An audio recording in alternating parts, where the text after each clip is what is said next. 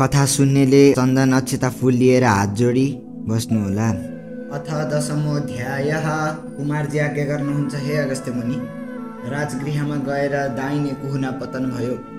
राजगृह पीठ राजगुह्येश्वरी देवी उल्कामुखी योगिनी हरेश्वर महादेव उत्पन्न भए शिवशक्ति स्वरूपले रहे। त्यस पुण्य भूमिमा वायु आएर अनेक तरहले मिठा सुगन्ध बहाई तपस्या गरे।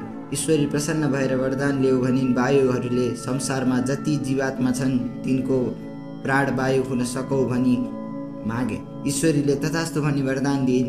फेरि कोल्हापुरमा गई उदर पतन भयो। कोल्हापुर पीठ महालक्ष्मी देवी नन्दा योगिनी श्मशानेश्वर महादेव उत्पन्न भए शिवशक्ति स्वरूपले रहे। त्यस पुण्य भूमिमा गरुड आएर नाना रत्न एवं फलफुल चढाई तपस्या गरे। ईश्वरी प्रसन्न भई वरदान ल्याऊ भनिन्। गरुडले नागाहरू मेरा आहारा हुन् भनी मागे। ईश्वरीले तथास्तु भनी वरदान दिइन्। फेरि महापन्थमा गएर वाया कुहुना पतन भयो। महापन्थपीठ प्रचण्ड चण्डिका देवी रेणुका योगिनी विश्वामित्रेश्वर महादेव उत्पन्न भए शिवशक्ति स्वरूपले रहे। त्यस पुण्य भूमिमा अप्सराहरू आएर नाचगान सहित तपस्या गरे। ईश्वरी प्रसन्न भई वरदान ल्याऊ भनिन्। अप्सराहरूले इन्द्रादि देवताहरूलाई सदैव मोहित पार्न सको भनी मागे। ईश्वरीले तथास्तु भनी वरदान दिइन्। फेरि एकापुरमा पुगी दाहिने घुडा पतन भयो।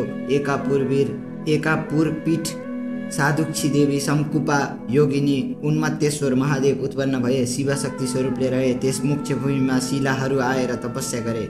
ईश्वरी प्रसन्न भई वरदान ल्याऊ भनिन्। शिलाहरूले देवताका अङ्गमा लागौ भनी मागे। ईश्वरीले तथास्तु भनी। फेरि ओमकारपुरमा गएपछि माथिल्लो ओठ पतन भयो। ओमकार पीठ मातृका देवी पूर्णोदया योगिनी सन्तानेश्वर महादेव उत्पन्न भए शिवशक्ति स्वरूपले रहे। त्यस सिद्ध भूमिमा कल्पवृक्ष आएर अनेक फलफुल चढाई पूजा र तपस्या गरे।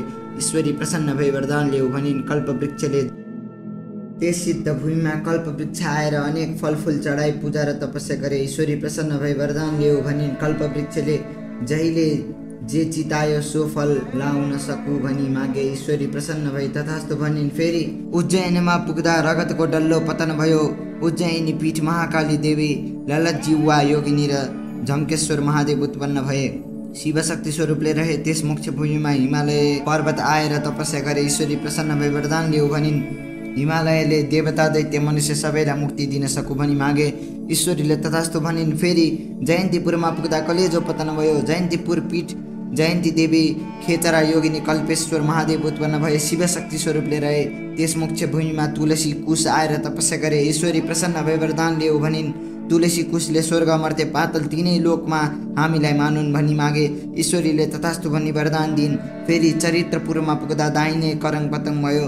चरित्रपुर पीठ सवर्णेश्वरी देवी चित्रवर्णा योगिनी वायव्येश्वर महादेव उत्पन्न भए शिवशक्ति स्वरूपले रहे। त्यस सिद्ध भूमिमा योगिनीगण आएर तपस्या गरे।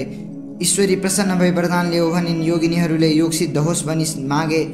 ईश्वरीले तथास्तु भनिन्। फेरि छिरिकापुरमा गएर भुडी पतन भयो। छिरिकापुर पीठ युगधारा देवी कलङ्का योगिनी सहस्रनेश्वर महादेव उत्पन्न भए शिवशक्ति स्वरूपले रहे। त्यस मुख्य भूमिमा मातृकागण आएर तपस्या गरे। ईश्वरी प्रसन्न भई वरदान ल्याऊ भनिन्। मातृकागणले हामी स्थानका स्वामी हो भनी मागे। ईश्वरी प्रसन्न भई तथास्तु भनी वरदान दिइन्। फेरि हस्तिकापुरमा पुग्दा दाहिने कुम पतन भयो। हस्तिनापुर पीठ चण्डेश्वरी देवी कोटराक्ष योगिनी मुसुखारेश्वर महादेव उत्पन्न भए शिवशक्ति स्वरूपले रहे। त्यस मुख्य भूमिमा सुदर्शन चक्र आएर तपस्या गरे। ईश्वरी प्रसन्न भएर वरदान ल्याऊ भनिन्। सुदर्शन चक्रले संहारकर्ता हुन सकू भनी मागे। ईश्वरीले तथास्तु भनी वरदान दिइन्। फेरि उड्डयनमा पुगेपछि शिर पतन भयो। उड्डयन पीठ चित्रकला देवी पिङ्गलाक्षी योगिनी यज्ञेश्वर महादेव उत्पन्न भए शिवशक्ति स्वरूपले रहे। त्यस पुण्य भूमिमा हनुमानले फलफुल चढाई नाची उफ्री तपस्या गरे। ईश्वरी प्रसन्न भई वरदान माग भनिन्। हनुमानले रामचन्द्रको सेवक भएर लङ्का पोल्न सकू भनी मागे। ईश्वरीले तथास्तु भनी वरदान दिइन्। फेरि विश्वमा पुग्दा मृगौला पतन भयो। विश्वपीठ झङ्केश्वरी देवी झङ्कारी योगिनी कुण्डलेश्वर महादेव उत्पन्न भए शिवशक्ति स्वरूपले रहे। त्यस पुण्य भूमिमा विश्वकर्मा आएर अनेक सुन्दर देवालयहरू बनाए तपस्या गरे। ईश्वरी प्रसन्न भई वरदान माग भनिन्। विश्वकर्माले मेरो कीर्ति सत्य त्रेता द्वापर र कली चारै युगमा स्थिर रहोस् भनी मागे। ईश्वरीले तथास्तु भनी वरदान दिइन्। फेरि प्रयागमा पुग्दा फोक्सो पतन भयो। प्रयाग पीठ सुन्दरी देवी सिंहजङ्घा योगिनी मही देवेश्वर महादेव उत्पन्न भए शिवशक्ति स्वरूपले रहे। त्यस मोक्ष भूमिमा 10 अवतार आएर तपस्या गरे। ईश्वरी प्रसन्न भएर वरदान ल्याऊ भनिन्। 10 अवतारले सत्य, त्रेता, द्वापर, कली चारै युगमा दैत्य संहार गर्न सकौ भनी मागे। ईश्वरीले तथास्तु भनी वरदान दिइन्। फेरि मायापुरमा गएपछि फियो पतन भयो। मायापुर पीठ माया देवी, चञ्चला योगिनी र तपस्येश्वर महादेव उत्पन्न भए। शिवशक्ति स्वरूपले रहे। त्यस सिद्ध भूमिमा 64 लिङ्ग आएर जप ध्यान आदिद्वारा तपस्या गरे। ईश्वरी प्रसन्न भई वरदान ल्याऊ भनिन्। 64 लिङ्गले हामी स्वयम्भू लिङ्ग भएर रहन पाऊ भनी मागे। ईश्वरीले तथास्तु भनी फेरि मल्लगिरीमा पुग्दा बाया कुम्पतन भयो। मल्लगिरी पीठ मल्लिका देवी कोकुरा योगिनी उत्पन्नेश्वर महादेव उत्पन्न भए। शिवशक्ति स्वरूपले रहे। त्यस शुद्ध भूमिमा भूत प्रेत पिशाच आदि आएर नाच गानद्वारा तपस्या गरे। ईश्वरी प्रसन्न भई वरदान ल्याऊ भनिन्। भूत प्रेत र पिशाचले सधैँ तिम्रो नजिकमा बस्न पाऊ भनी मागे। ईश्वरीले तथास्तु भनी वरदान दिइन्। फेरि मलयागिरीमा पुग्दा आसन पतन भयो। मलयागिरी पीठ वज्रेश्वरी देवी कोमला योगिनी जागेश्वरी महादेव उत्पन्न भए। शिवशक्ति स्वरूपले रहे। त्यस सिद्ध भूमिमा सत्य आएर तपस्या गरे। ईश्वरी प्रसन्न भएर वरदान माग भनिन्। सत्यले सत्यमा रहनेलाई उद्धार गर्न सकु भनी मागे। ईश्वरीले तथास्तु भनी वरदान दिइन्। फेरि मेरो गिरीमा पुगेपछि सूचिस्थान पतन भयो। मेरो गिरी पीठ पूर्णादेवी कपालानी योगिनी जिह्वा पतेन्नेश्वर महादेव उत्पन्न भए। शिवशक्ति स्वरूपले रहे। त्यस सिद्ध भूमिमा सप्त नाग आएर तपस्या गरे। ईश्वरी प्रसन्न भएर वरदान ल्याऊ भनिन्। नागहरूले हाम्रो शरीर अगम्य रहोस् भनी मागे। ईश्वरीले तथास्तु भनी वरदान दिइन्। फेरि सेनामा गएर मुकुट पतन भयो। सेनापीठ उमादेवी अष्टवक्त्रा योगिनी कामेश्वर महादेव उत्पन्न भए। शिवशक्ति स्वरूपले रहे। त्यस पुण्य भूमिमा नवग्रह आएर तपस्या गरे।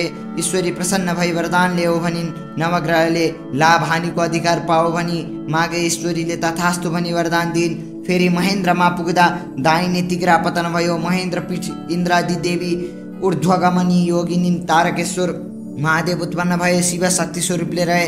त्यस सिद्ध भूमिमा लक्ष्मी आएर नाना रत्न र द्रव्याणी चढाई तपस्या गरिन्। ईश्वरी प्रसन्न भएर वरदान मागन् भनिन्। लक्ष्मीले कार्तिक कृष्ण अमावस्याका दिन सम्पूर्ण लोकले मेरो पूजा गरून् भनी मागिन्। ईश्वरीले तथास्तु भनी वरदान दिइन्। फेरि हिरण्यपुरमा पुगेर सुतस्थान पतन भयो। हिरण्यपीठ नवरत्नेश्वर देवी त्रिपुरेन्द्र योगिनी नारायणेश्वर महादेव उत्पन्न भए। शिवशक्ति स्वरूपले रहे। त्यस शुद्ध भूमिमा सरस्वती आएर अनेक स्तुति र तपस्या गरिन्। ईश्वरीले प्रसन्न भई वरदान माग भनिन्। सरस्वतीले समस्त जीवात्माको बोलीमा मेरो निवास होस् भनी मागिन्। ईश्वरीले तथास्तु भनी वरदान दिइन्।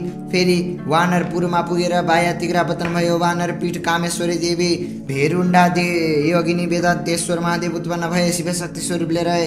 त्यस सिद्ध भूमिमा कमल आदि अनेक पुष्प आएर मिठो सुगन्ध फिजाई तपस्या गरे। ईश्वरी प्रसन्न भई वरदान माग भनी फुलहरूले पूजा कालमा प्रशस्त हो भनी मागे। ईश्वरीले तथास्तु भनी वरदान दिउन्। फेरि महालक्ष्मीपुरमा गएर बायाकरण पतंग भयो। महालक्ष्मीपुर पीठ कमलाक्षी देवी दिगम्बरा योगिनी त्रिकुटेश्वर महादेव उत्पन्न भए।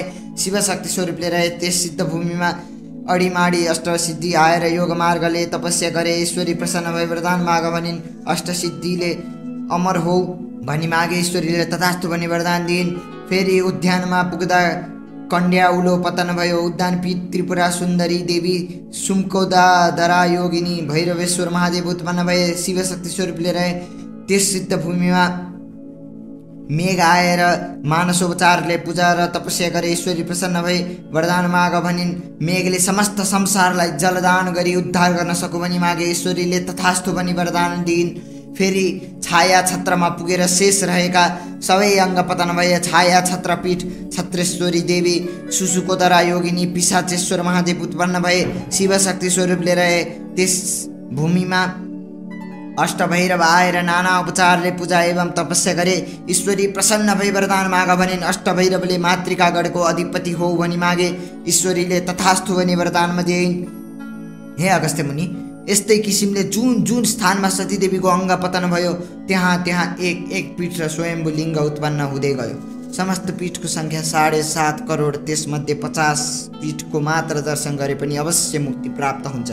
मनुष्य जन्म पाएर ती 50 पीठमा एक पीठको पनि दर्शन गर्न सकेन भने त्यसले जन्म लिएको व्यर्थ हुन्छ भनी स्वयं ब्रह्माजीले आज्ञा भएको छ। इति श्री स्कन्दपुराण केदारखण्डे माघ महात्म्ये कुमारागस्त्य संवादे श्री स्वस्थानी परमेश्वर्या व्रतकथाम् अङ्गपतनं पीठोत्पत्ति वर्णनं नाम 10मोऽध्यायः।